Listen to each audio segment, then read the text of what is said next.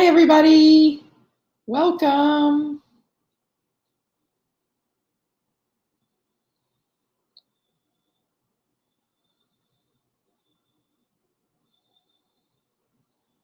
Hi, everybody. Welcome aboard.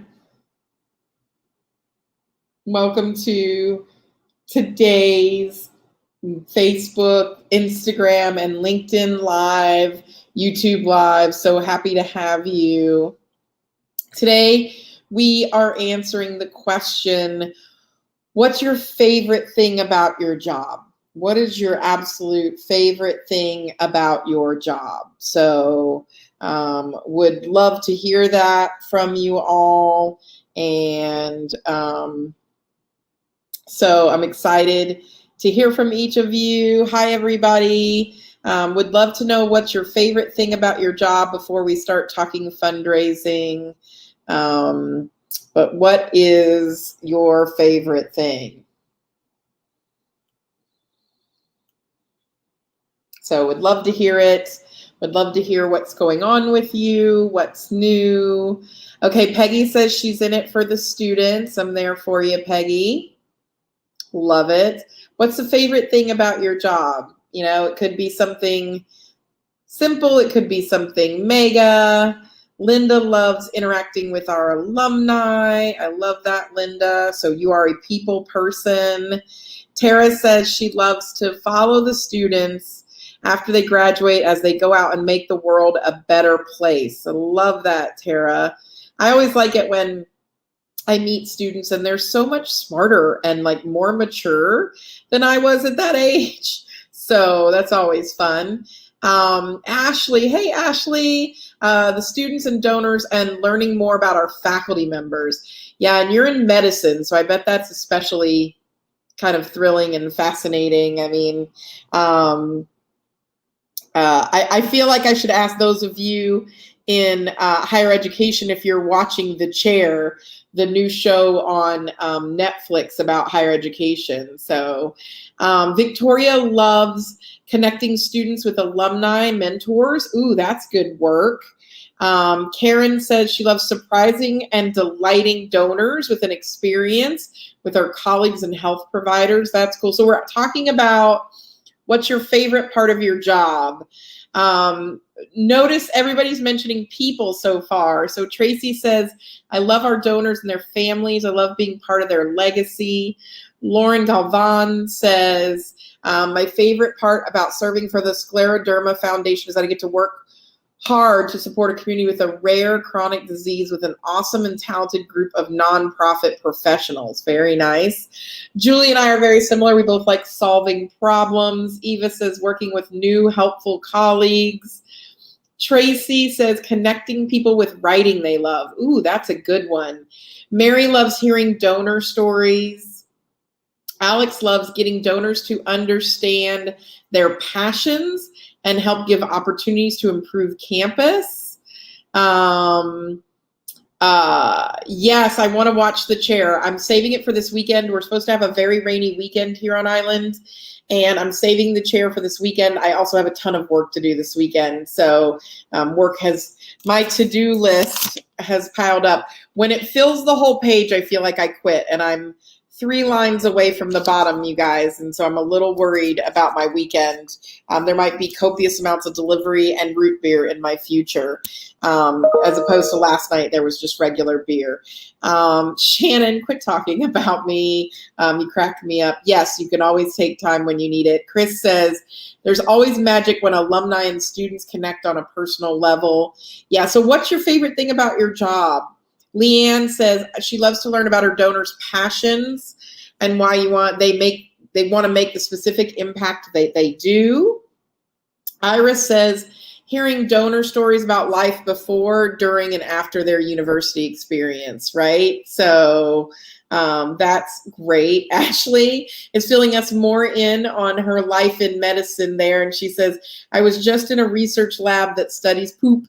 That was an interesting conversation. You know, Ashley, I worked at Johns Hopkins Medicine and I went to meet with a researcher And he said, well, just come to my lab. And I was like, eh. And so I wandered over to his lab in this, the big research building, and he's just chilling in his lab. And everywhere in his lab, there are large vermin. I don't know if they were rats or mice. I tried not to get into that, but they had shaved their heads and they had these little caps on them, and they were putting wafers in to try to stop cancer. I mean, it was the most brilliant thing ever, but I could not stop staring at the little vermin's eyes, and they were, like, I understand they're a part of the cycle and everything, but he was just unfazed because they're in his lab every day, and I was trying not to stare and be impolite. So yep, those research moments and can sometimes be a little adventurous, let's say. So anywho, I want you to think about what you love about your job, because I think especially lately, a lot of us get crispy. A lot of us forget the why we're doing what we're doing, and so it's really important to be reminded. Nobody said a task. Nobody said, a task. They all talked about the people. Maybe it's a problem they're solving, but we are people.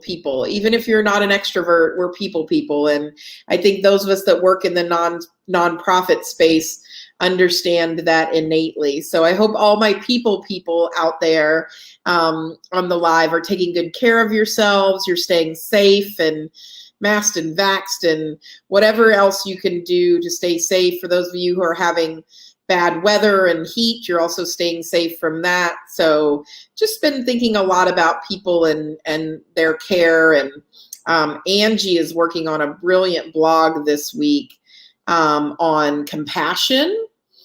And so I'm really excited about reading about that blog. That's something that I work very hard on, is self-compassion. So Ashley says, when I worked at Cincinnati Children's, it was meeting grateful families and hearing their stories of healing and hope. I love that. So Ashley, now that you work at DRG, what's the favorite part of your job? I'm curious because now you work for me. So I'm just curious if, what has changed now that you work for a provider there. So what's going on in your fundraising world, folks?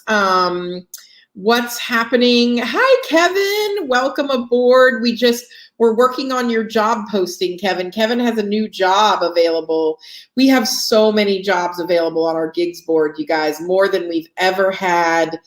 We're facing the great resignation, I feel like, across the country, and we're going to continue to have amazing jobs at all different types of nonprofit organizations, from universities to magazines to Elton John AIDS Foundation. We have all different kinds of jobs out there. So if you haven't, I'm sure Ashley will drop the link to our gigs board, but boy, oh boy, are people hiring.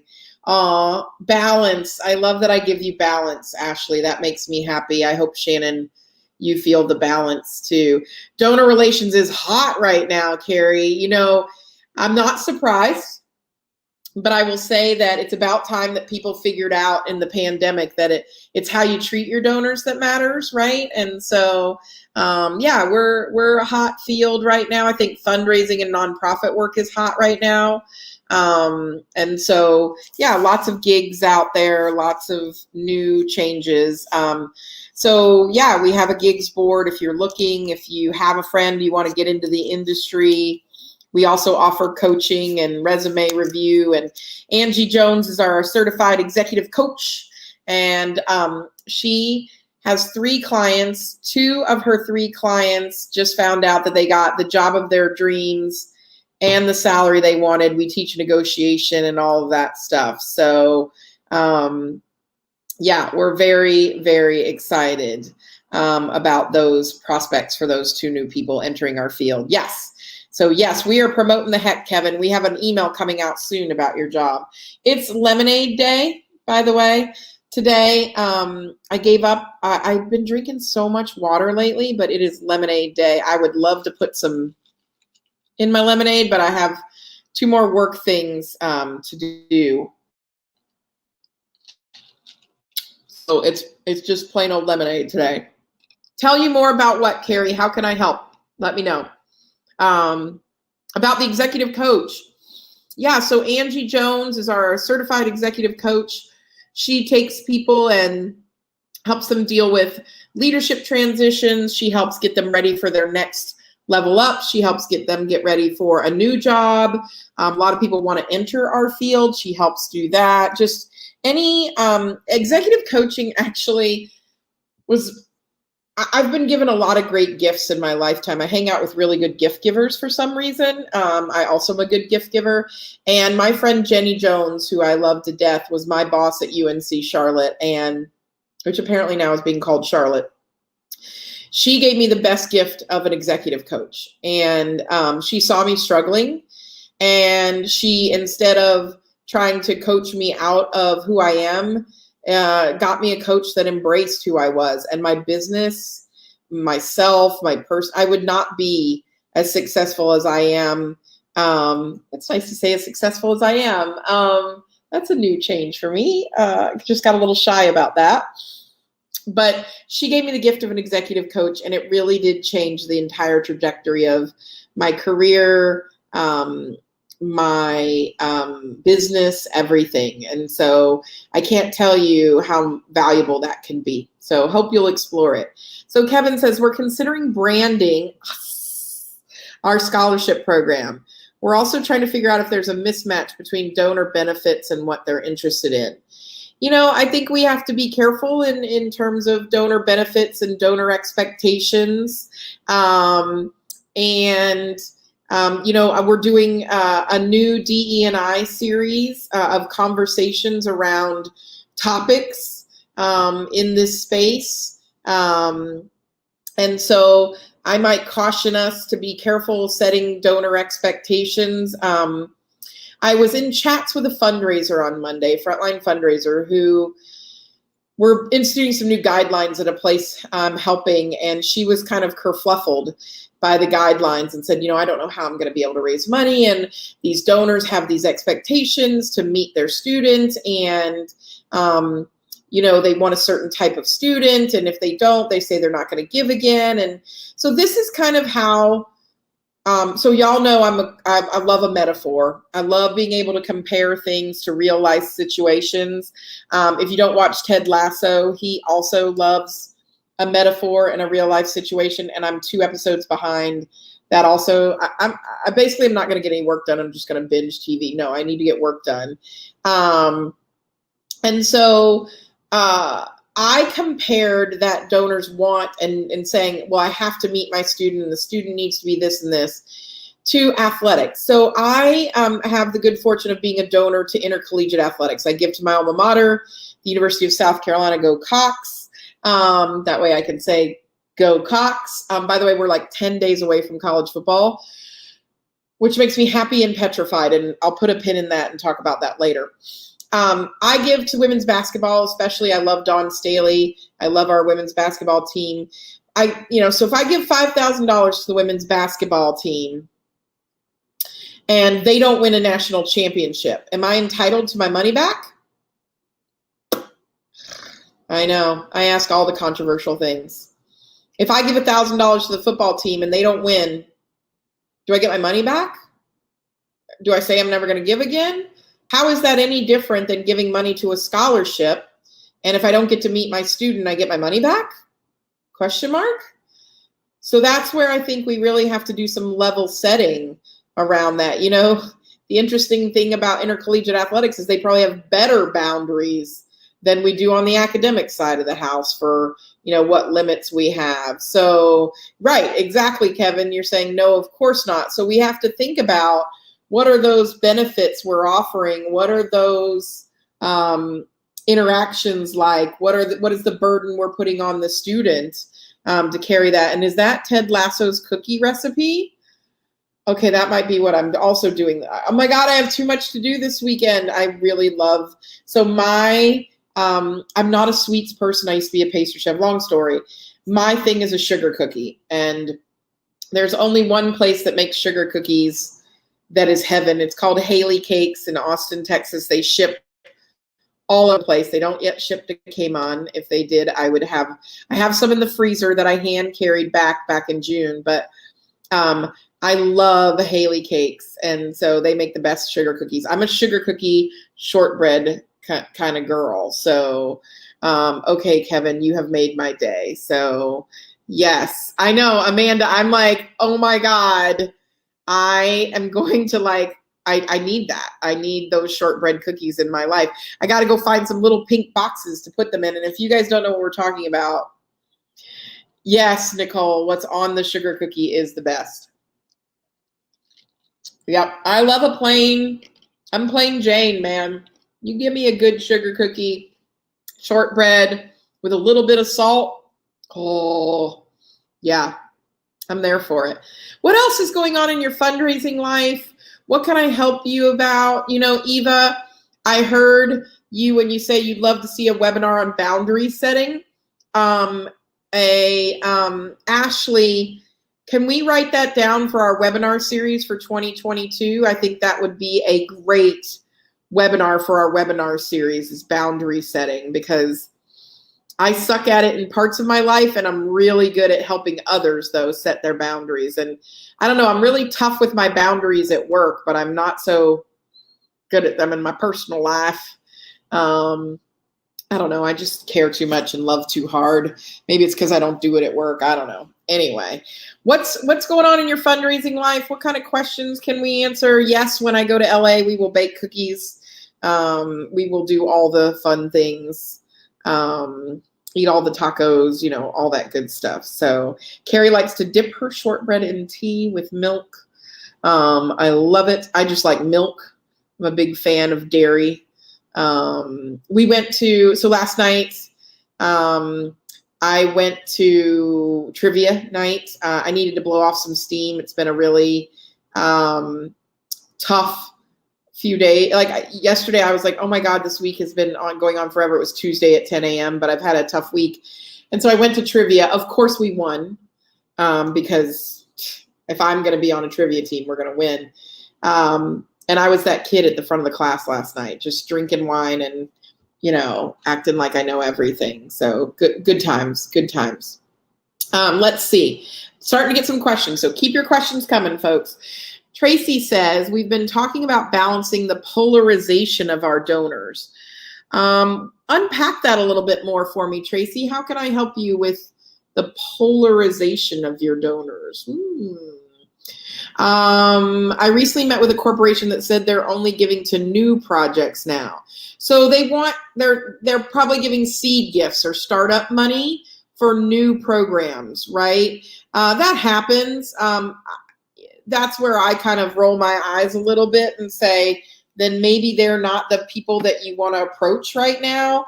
It's kind of like grants. You know, 80% of the money given away comes from individuals. Yet I have a lot of smaller nonprofits, especially, that chase grant money. And I just don't know if that's the right thing to do. So just giving you some perspective. So just giving you some, so you may need to bless them, bless their hearts. They only give to new projects, and release them. So you may have to do that. So yeah. Carrie says, very specific question. Recognizing planned gifts in our donor listings. Best practices? Don't do a donor listing. Carrie's probably like, you smart ass. I don't believe in donor lists. You know, I've got a whole website dedicated to getting rid of your donor list. But Carrie, if you must, then most donors see their planned gifts as cash in the door. So I don't think there's any difference between me giving you money in my estate and me giving you cash. So I really think you got to be as inclusive as possible. I even wrote a blog a long time ago that said recognition societies, they should be like your third grade birthday party, where you have to invite everybody in the class. So yep. So Eva says that would be great. Boundary setting is hard, especially with difficult people. Now see, Eva, this is where you and I are different. We think the same a lot. Eva and I work together at a university where I'm helping helping them. And Eva's probably very non-confrontational. I think difficult people are very easy to set my boundaries with because they piss me off. So I'm like, you go far away. So I set my boundaries pretty firm with difficult people. It's the people who are nice to me that I have a tough time setting boundaries with. So yeah, people who are difficult, I'm like, no. So I don't know. Maybe I'm an Enneagram 8. So apparently I don't like injustice. And whenever somebody's unjust, I set a hard boundary. So stick out my tongue and everything. So Chris says, I was thinking about ongoing stewardship. What will that look like as we continue dealing with the pandemic? So Chris, it is August 25th. And the pandemic is still raging out of control, especially in America. I think it's here to stay, the pandemic or coronavirus or COVID-19 or some sort of version of it. And I don't know, I think it might be just something that we have to live with. I've been on a news moratorium for a little while. We had a hurricane and I dealt with the news from that. And, but I'm trying not to watch news a lot right now because it's upsetting to me. And so ongoing stewardship, I think, is going to be more and more important to deal with stewardship and impact storytelling. I think we're going to have to think about public and private recognition for our donors and how do we engage them in a new world. So yeah, I think that's something we're going to have to think about. Ongoing stewardship to me is the care and cultivation and nurturing of that relationship. And so I think we have to focus on how to be donor-centered without being donor-led. So that's something that I think we need to think about as well. So Tracy's come back to us and said she's got polarizing donors in terms of masking versus not masking, students, things like that. And here's the thing. Donors are entitled to their opinions until it infringes on the rights or the care or the well-being of others. And so we do a lot of tiptoe, a lot of egg dancing, whatever it is, walking on eggshells, egg dancing. And now, today at the Olympics is egg dancing. If you haven't done egg dancing before, it's a delicate sport and you're either over easy or you're not, right? Sorry, this is where my head goes.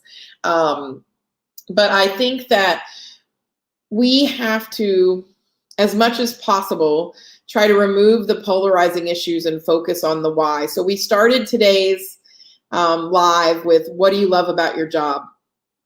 And what everybody loved about their job is that, the people hearing donor stories, helping people, listening to researchers, all that good stuff. And I think, especially nowadays, the good stuff gets overshadowed by the crap, the muck, the negativity, just the shite, of what's going on in the world. And so I would encourage you not to let the muck kind of get you down, to put on your wellies and trudge right through it. I also think that a lot of our donors have opinions on things that we didn't ask them for. So make sure, again, it kind of goes back to boundary setting, that we're setting some good boundaries there and being mindful about that. So yeah. Ishan says, do we think donors are still willing to engage virtually, or are they all zoomed out? No, they absolutely are willing to engage virtually. You have to make it meaningful to them. What they're zoomed out of is crap. They're zoomed out of content that doesn't matter to them. They're zoomed out of passive content. I think that I'm ready to interact. Nobody's given me any really good interactions lately to want to go to. It's like I understand that we're all tired. I understand that we're all going through a lot, but we need to re-spark our creativity. We need to re-spark our want to engage with each other and to feel connected. I definitely think that hybrid is still the safe way to be connected, and so don't battle with the zoomed out. Create an experience that people want. So I don't want to go to an event and listen to somebody lecture at me. I want to be part of a conversation. I want to think about, the way the world is going, but there might be part of your audience that's zoomed out, but I think there are other parts of your audience that still want to be connected. Many of you know I have parents who are older. My parents are in their 85 and 83, love them to death. My mom goes, "Oh, you have your happy hour today," because we FaceTime every day. And I said, "Yeah, but I won't be drinking." She goes, "Oh, good. You had some last night, didn't you?" And I went, "I did." And she goes, "You needed a beer or two, honey. You were a little uptight yesterday." And my dad goes, Yeah, you gotta chill out, kid." And I was like, "Well, thanks, Dad. I've had a stressful week." And he goes, "Yeah, well, it doesn't get better. You just get older." And I'm like, "Well, thanks, Dad, for those inspiring words." And but the moral of this, the point of this story is that my parents have now gone back to, unfortunately, being recluses. So they go out once a month now because they're in Georgia. They're vaccinated. Of course, a lot of their population isn't. So they're back to digital interaction, much higher rates than they used to be. So as my dad dishes out his sage wisdom from the kitchen table to me about that I need to chill out. So good times. You live on an island. I mean, how bad can it be? He says to me. And so, yeah, good advice there. So let's see. Haley, hi Haley. She says, "I'm working on coming up with what to do in place of recognition societies. One development officer wants to keep it because it's something that gives donor a physical piece of thanks and could use it in a solicitation. But I don't feel like this is best practice, and I don't know how to best defend this and do something else." So we're going to have a whole webinar on phasing out recognition societies and whether donor recognition is even equitable these days and inclusive. So here's the thing. Whenever I remove something, I replace it with something else. So I really think it's important if you take away their binky to replace it with a pacifier, right? So what is that pacifier? What could that be at your organization? What does that look like? I think you've got to determine that. And so I don't necessarily think there needs to be a one-to-one replacement.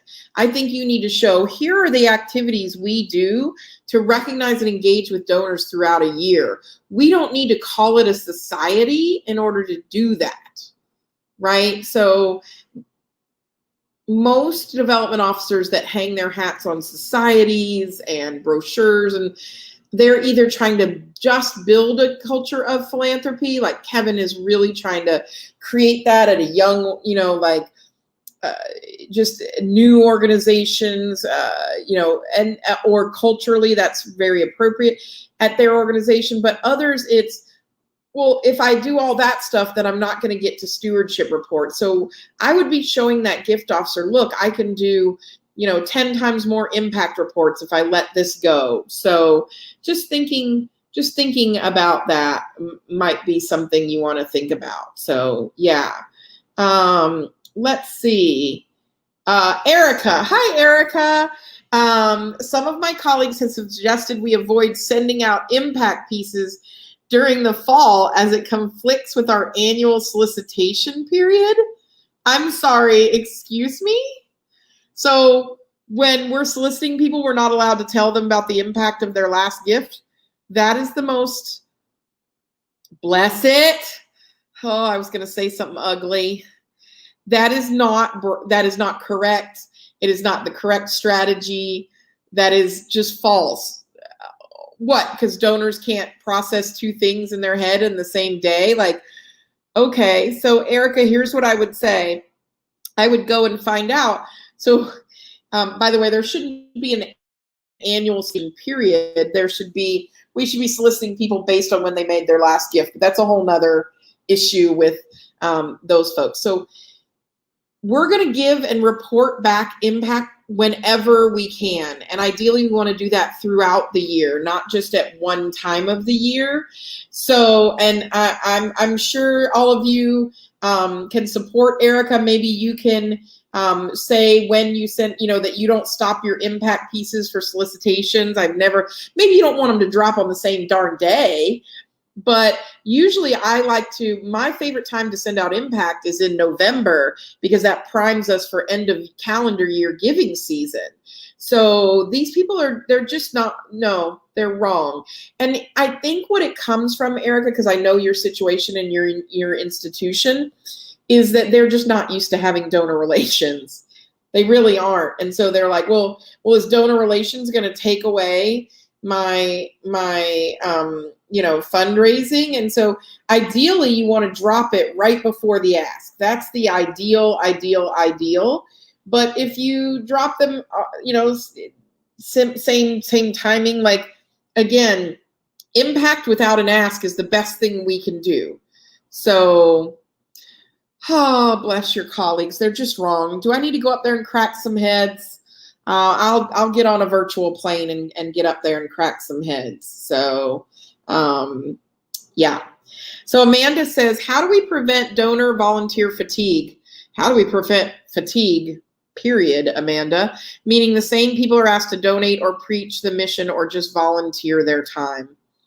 Well, we know that 80% of volunteers are donors, right? And that volunteers love to donate as well. It's one of the things. And we also know that the best future donor is the current donor. How do you prevent fatigue? You prevent fatigue by giving meaningful impact to the gift that they've made already. So I only get tired if I think my gift doesn't matter. I personally have never gotten tired of giving, because I'm constantly inspired. I'm either inspired by something that's happening in the world. I'm inspired by, so I think this donor fatigue thing is a wee bit of a myth. I think that there are 60% of America, 60% of the people are generous, 40% of the people are not. And you'd spend a lot more time and resources trying to convince a non-generous person to be generous than you will just trying to get more out of the generous people. So I'm going to tell you a story I heard a long time ago at a conference that I loved. And it kind of strikes me to this day about the difference between people. And some of you will relate to this story, and some of you might be like, I don't get it. So the CEO of AMC Theaters was giving a speech at the University of Texas a long time ago, and a student stood up boldly and asked him, how come popcorn is so damn expensive? And the CEO did not skip a beat, and he said, it's very simple. He said, there's two types of people in the world, popcorn eaters and non-popcorn eaters. And the student was like, what does that mean? And he's like, well, popcorn eaters feel that eating popcorn and going to a movie, those two are inextricably tied to each other. And they feel it's so essential to their movie-going activity that I can charge whatever I want for popcorn because they're going to pay it because they're popcorn eaters. And for non-popcorn eaters, I could give the popcorn away for free and they wouldn't take it. So I'm going to charge my popcorn eaters because it's an experience for them. It's not about the popcorn. It's about the smell. I mean, for me, I'm a big popcorn eater. I just don't go to the movies, so sorry for him. I went to the movies for the first time in 15 years here on island. It was crazy. Movies have changed a lot. That's all I have to say. But think about your popcorn eaters. And so what you're saying is that people are going to get tired of eating popcorn. And I'm telling you that, and some of you are probably in the comments right now. I'm trying to focus on Amanda's comment, talking about popcorn. I'm telling you, the popcorn eaters eat popcorn, and there's nothing you can do to change somebody into a non-popcorn eater. So I just want to give you, does that make, to change a non-popcorn eater into a popcorn eater. So I want to give you that. So yeah, yeah. So just giving you that that feeling. So Chris says we need to find new ways to engage more personally. I love that. Haley says we're starting a student alumni network to engage current students. Do you have any best practices, ideas for this group? There is an entire conference of these student alumni groups that used to get together through CASE, and they even have CASE awards for them. The last time I heard, the North Carolina State University was one of the great ones at the student alumni network, getting students involved. And so I highly recommend what it is they do. So yeah, just something to think about. There is that student alumni. There's a lot of groups and a lot of interesting things as well. So yeah. So great. It's got to stay interactive and creative on Zoom. I totally agree, Nicole. We've surveyed our webinar audiences, and they definitely want to keep having the option to attend virtual engagements. I totally agree, Carrie. I totally agree. Jason, thoughts about on-campus scholarship dinners and celebrations this year in these continued uncertain times? I don't know where you are in the country, Jason, or the world. I wouldn't, if it were me and I had the choice, I would not be having an in-person scholarship reception. That's just me. I would not be doing that. So I think attendance will wane. I think yeah. I can't recommend that to anyone right now. So if there's any way out of it, I would be doing the alternative. So that's what I'd be doing.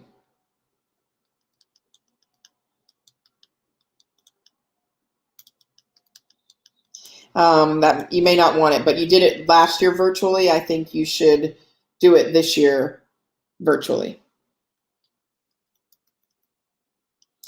I know, and every place has different rules, so that's what I would say.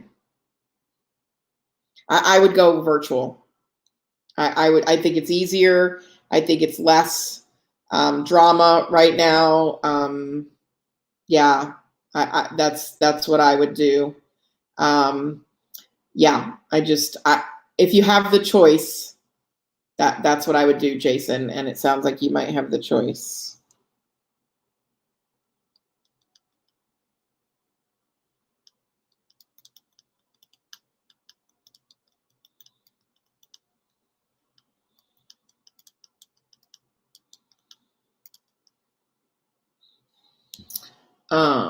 Okay. Sean, thank you for that validation of continuing virtual connections. Yes, I know that there are leadership that are pushing for live experiences. There are donors pushing for live experiences. I don't know that I could. Yeah, I'm just a little more conservative on meeting in person. And I said earlier, in 10 days, we're going to have college football. And that's going to be 100,000 people in a stadium. And Lord help us, what that's going to mean. But I just, yeah, I don't know, y'all. I don't know. I don't know. Yeah. Good times. Yeah. Karen said, I'm glad you said that about donor recognition societies. We hired a new annual fund director and she wants to bring it back. I would say I would need data about why she wants to bring it back and what the purpose is. There are some the recognition societies that do work. Annual giving societies are the least among them. So Karen, I would need hard evidence as to why she's going to bring that back. Yeah. That would be great. Yeah. Stephanie, we dropped our impact reports right before. See? So Erica's getting some help there. Yes, so that makes me happy. Oh, Angie's on. It is true. Popcorn is life, right? Yep. So are donor relations professionals also considered annual fund professionals? I would say I would say we're, I would say we are considered fundraising professionals, but I think we're not annual fund. Annual fund is people who ask for gifts, usually under a certain amount, so the small and mighty. So yes. Yes. Yes, Kevin's right. It does depend on your culture. Yep. Totally does depend on your culture. So Kevin is right. So, yep, totally agree with you. I don't totally think there should be a compromise. You got to know your audience, but that's why I said you've got to ask for data. So think about the data at your organization. What are they trying to, when people say to me, well, we need a recognition or a giving society, I always say, what are you trying to accomplish with it? And I try to think about what we can accomplish while not using society. So there are other things I can do and not use societies, right? So just giving you, an option. Do you know what I mean? So, yeah, I think there are options for that. So just, again, giving you, every organization is different. I try to put out there what are best and next practices that you can adopt. And also remember, I'm just one opinion in the crowd. Now, I've been doing this a while, and I've got lots of data to back up my opinions, but I'm still one opinion. So don't just, take that and run with it. Everybody's got their own place. Ishan is also worried about football. It makes me feel better. I'm not the only one worried about 100,000 people in a stadium. So yes. Carrie says we're learning that doing hybrid is more than twice the work. Yes, we cover that in our webinars on doing fundraising and doing events, and it is twice the work. You need one event manager for the hybrid portion, for the online portion, and one event manager for the in-person. You can't have them do both. So just thinking there, it is two simultaneous events, two completely different audiences, all that good stuff. Let's see. What is my thought on fundraising events in general? Oh, you just opened a can. You just opened a can. So here we go. Let me find a soapbox or a milk crate. Apparently, these people walking on these milk crates have lost their damn minds. I'm sorry. I digress. I believe that fundraising events are the second dumbest thing that we do in our profession. You guys are going to hate me for this. The first is an honor roll, of course. But fundraising events cost 50 cents to raise $1, whereas if I actually directly major gift fundraise, it costs me 10 to 20 cents to raise $1. Fundraising events are the #1 reason for staff turnover. I mean, they're basically a somewhat step up from a bake sale and a car wash. The word golf tournament makes little vomit rise in my throat. We are moving our corporate donors away from events and into programming. Donor events aren't donor-centered. We tell you when you're going to show up, where you're going to show up, and if you don't show up, we're not giving you that experience. Turn me loose on a group of donors. Give me a list of donors, and I'll raise that money for you in half the time at half the cost that an event will be. I understand people like to dress up and stuff. I love a good dress up. I don't like Spanx, though, but I just think there's so many more things we can be doing. So you asked particularly about fundraising events. So fundraising events where you're asking for money at the event, the golf tournaments, the galas, the auctions, all that crap. If it were me, I'd never, ever have another one. Now, donor stewardship, gratitude events, programming around our cause, gift announcement, building openings, things like that, those all have a purpose. I think that far too often we rely on events as a silver bullet, and we don't think about what alternatives. So when someone says to me, let's have an event, the first thing that comes out of my mouth is let's not, and say we did. And I work my tail off to try to find an alternative to an event. Because let's think about, let's just, like, again, I like to make data-driven decisions, right? I'm a data nerd. I use facts to make most of my decisions. If we invite 1,000 people and we have a really good, engaged organization, then 20% of our people show up, so 200 people. What are you doing for the other 80%? What are you doing for the other 80%? If you don't have a plan for your non-attendees, that's your thing. So my friends at Austin Angels used to do an event. They love getting dressed up. They're wonderful people. But last year, obviously, we didn't do the event, and we did a giving blitz instead and raised more money with less work. So we're not going. Now some of the board members want to have a dinner and get fancy and dress up. Cool, you do that. We're just not going back to the auction and the fundraising event and all that stuff. Again, this is kind of hard to say out loud, but the more sophisticated fundraising operations, the less fundraising events they do. Like Stanford isn't out there raising a ton of money through, auctions and fundraising drives. They're out there meeting with donors one-on-one and having discussions. Again, the whole cost and staff burnout. I see a lot of you are agreeing with me, so that makes me happy. But yeah. We don't, and here's the thing, those of us that do events, and if you do an event well, you realize that events aren't the thing. Events aren't the thing. It's the follow-up. It's the conversation after. It's you got me in touch with so-and-so and so-and-so. It's not that. Josh is like, I so agree about golf tournaments. Golf tournaments are privilege run amok, Josh. It is so that a bunch of dudes can take half a day off and say they're doing charity when they play golf. I mean, it is the land of non-inclusion.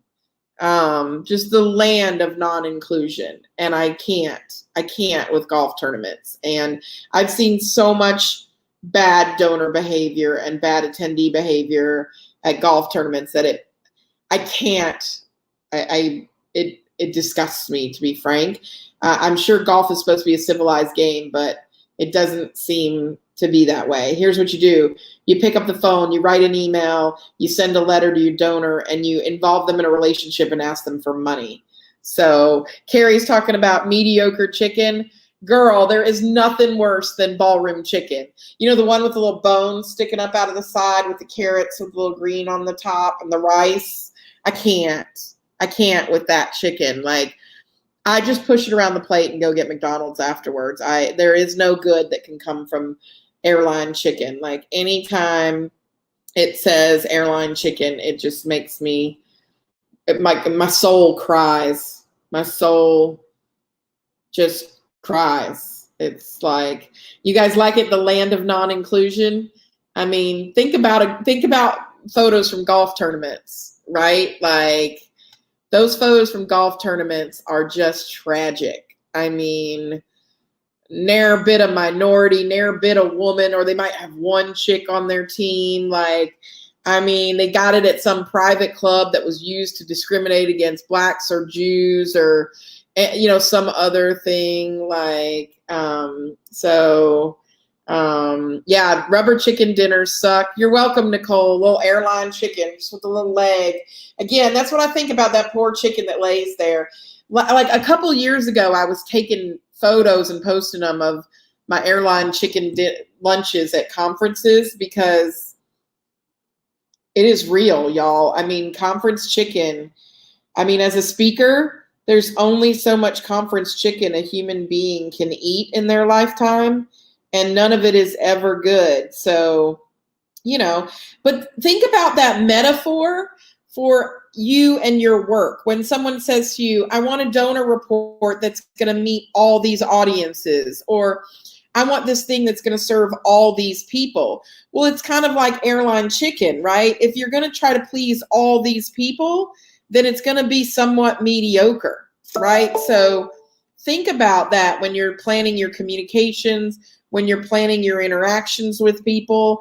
Understand that the more people you try to please, the more mediocre it becomes.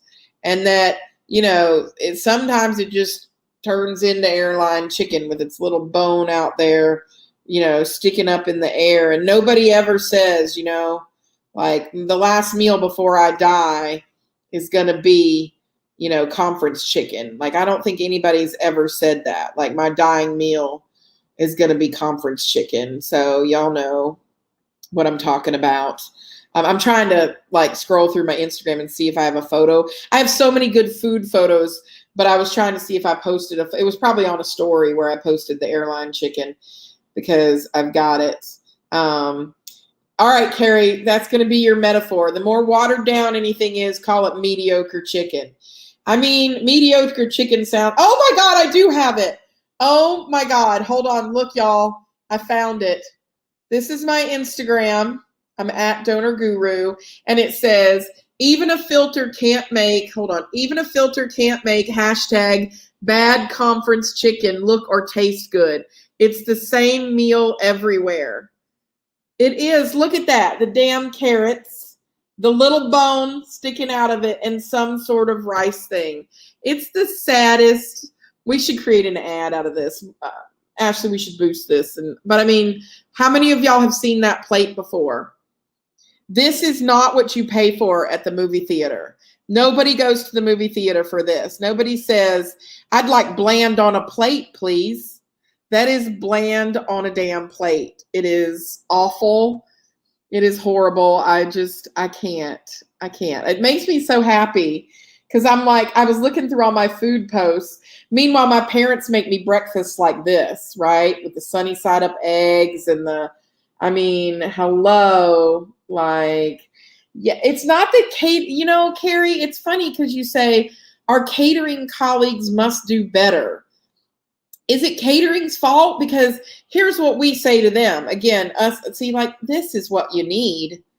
This is what we need in our lives, right? We should serve buckets of popcorn or popcorn chicken, right? The gooey risotto, right? But here's the thing. Here's what we say to catering, and we expect the world. Hi, catering. I'm Lynn. I work in donor relations. We're having an event for $1 million donors, and we would like to feed them a 3-course dinner, and I have $18 a head to do it on. And also I have the following allergies and food preferences and blah, blah, blah, blah, blah. And then we say to, our catering, you need to do better. And I'm like, well, we also need to give them, realistic expectations too. But, we never say, make me a plate of pancakes. Now I want breakfast for dinner. Okay, I'm on my comedy tour this afternoon, you guys. I'm on my comedy tour. But I mean, we don't exactly help our catering departments. And then we're like, and we want to feed 1,200 people. And it'll be at exactly 6:45 p.m. And then at 6:45 p.m., the president of the university is still on the damn stage. And dinner is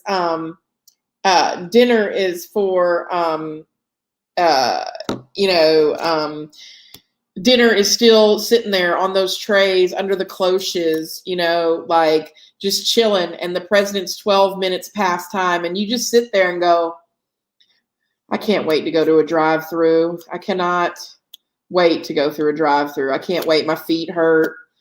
This guy won't shut up. My life is so good. Anyway, that's why you remember what we talked about at the beginning, which is why we love what we do, right? What do we love about what we do? So I love what Angie does at UC Davis. They do farm to table from their campus, right? I have people who do food trucks, right? No more bland on a plate. right? Like Eva says, the metaphor for what we do at university is bland on a plate.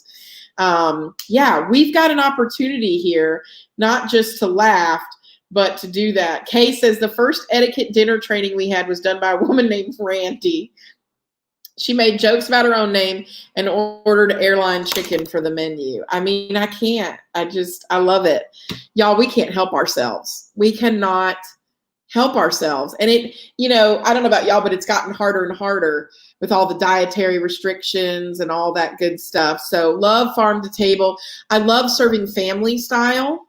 Although now with COVID, I bet the world is blah. Everything should be in its own tiny little box, right? So everything in a box. Now, let's see. It is 3:55 my time. And so I'm going to give y'all your view of the day because we have a beautiful view today. We're supposed to have rain the rest of the week, but today we've got it. Hurricane Grace she left a lot of damage on island, but she didn't kill us off. So here's our view of the day. Let me see here. There we go. There's our view of the day. Love that. Oops, I didn't mean to showcase. There we go. Oh, I'd kill for an In-N-Out truck, Ishan. So there's our view of the day. Nice and peaceful. It's supposed to rain later this week. There's our backyard. She's still intact. We lost a couple trees, but we're still good. We're still good. So, and now the guy's going to come and mow the grass. They mowed the lawn today. So now I've got to hear him deal with it. So yes, it's what I stare at every day while I do my work here. And so, yes. So remember, as we get frustrated, we remember our views. We remember why we do what we do. I'm loving this event at a children's charity where they had food stations based on childhood favorites. I would kill for a PB&J bar, mac and cheese, all that kind of kid stuff. I love that. I know, Tim. What shall I do? But I will say, Tim, during Hurricane Grace, it was not fun. I had the storm shutters up and we got hit pretty bad, but we're A-okay. Did someone ask about gift agreements? Is that why, Kevin, you're providing an amazing resource? If someone asked about gift agreements, I'm happy to help. We have experts. And so we also have webinars and content on that. See, you hear him blowing the leaves? Also, don't forget, executive coaching is out there, our new DE&I series. So grateful for all of you that join us. Yeah, we had a milk bar once at an event. That was fun. We had a milk bar. We had cereal milk, like milk that had been, and we had strawberry milk. We had all the milks. That was fun. I love a fish fry, Kaylin. I'm here for fried food. Might have to have some of that tonight.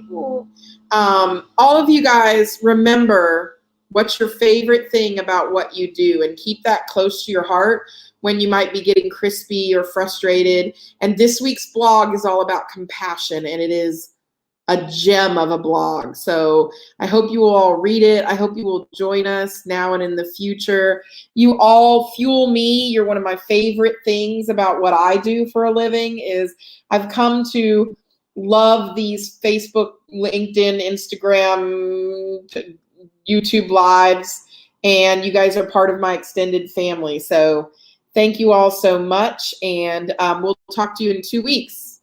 2 weeks, all right? So have a good one. Take care of yourselves.